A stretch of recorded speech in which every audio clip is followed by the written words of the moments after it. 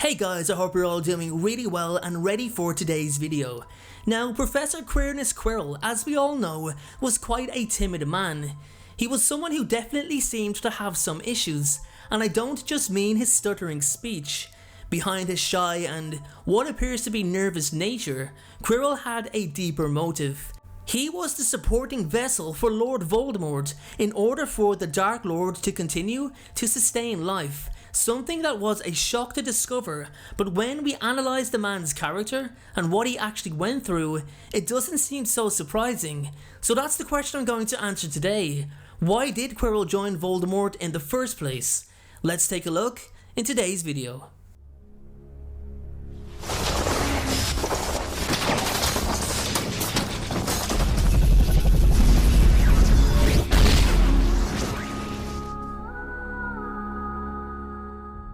Before this video begins, I'd like to thank today's sponsor, Surfshark. Everyone, Surfshark is an incredibly powerful VPN that gives you everything you need in order to make sure your privacy is protected. Passwords, accounts, and personal data can all be easily hacked by online criminals who want to not only steal your information for their own personal gain, but to sell it on to others also. That can all be prevented with Surfshark, the VPN that allows you to disguise your IP address as if it was located in another country of your choice. It doesn't stop there, however, guys. By choosing another country, you can actually gain access to blocked content that may not be available in your home country.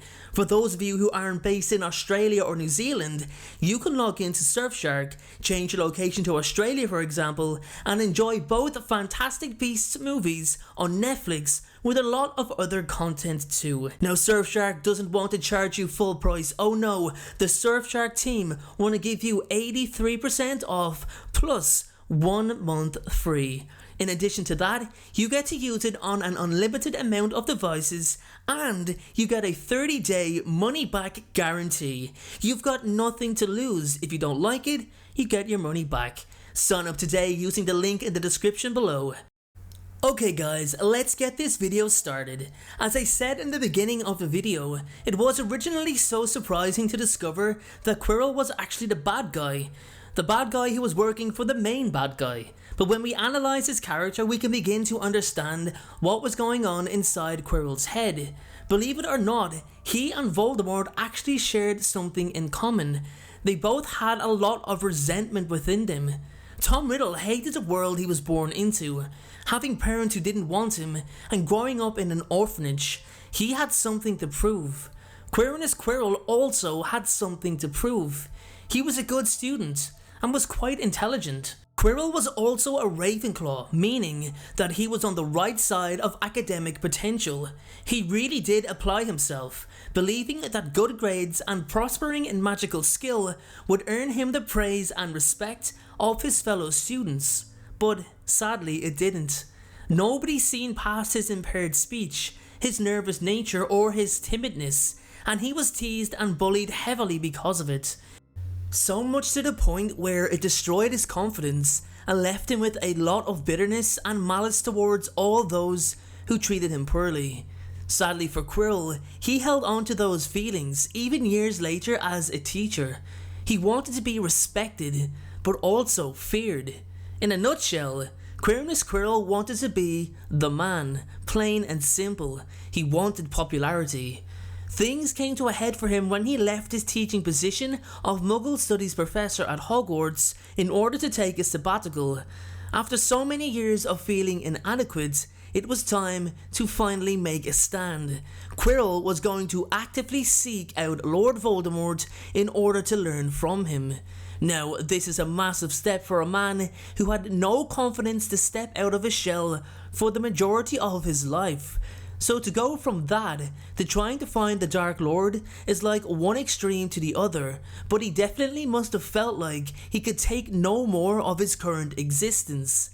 Now, Quirrell did meddle in dark arts to some degree, but it would be nothing along the lines of what he believed he could learn from the Dark Lord. And don't forget, at this point, people still don't exactly know what happened to Voldemort.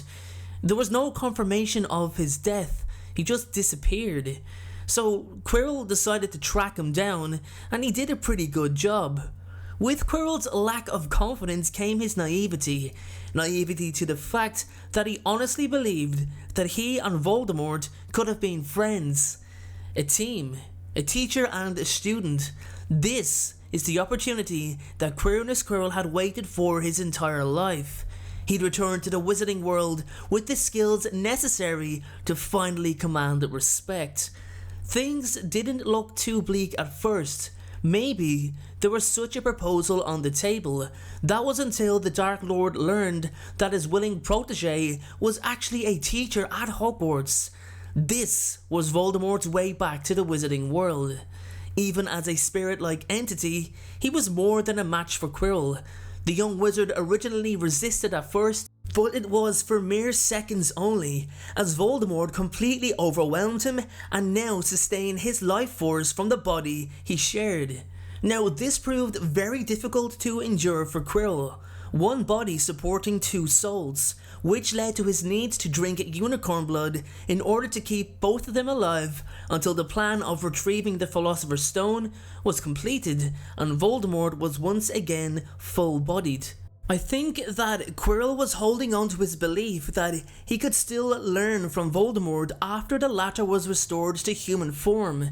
So the quicker he helped his new master, the quicker he'd be able to resume his own goal of finally showing all those doubters that he was so much more than what they all thought he was. He was so desperate to prove people wrong that I think it's why he served so willingly. But things became a lot more complicated for the young teacher. He had lost all control of his own free will. Every decision he made, every place he went to, even for his own personal reasons, was now under Voldemort's approval. He had lost his privacy amongst many other things. Nothing else mattered when the Dark Lord was concerned. Quirinus soon learned that he was merely a vessel to command for his master. Yes, he was willing to serve, but don't forget, this wasn't what he originally wanted. He just wanted to learn and be somebody. Now he was nothing more than a servant. If you think about it, he was actually in a worse off position than he started. At least he had some control beforehand, but his desperation to be important, to feel important, was what consumed him in the end. It was his downfall. Now, for me, I don't believe there was many who suspected the timid and nervous Quirinus Quirrel of being daring enough to go and align himself with Lord Voldemort. Quirrell's situation shows that even a good person in a bad environment can be pushed completely out of their comfort zone in a negative manner.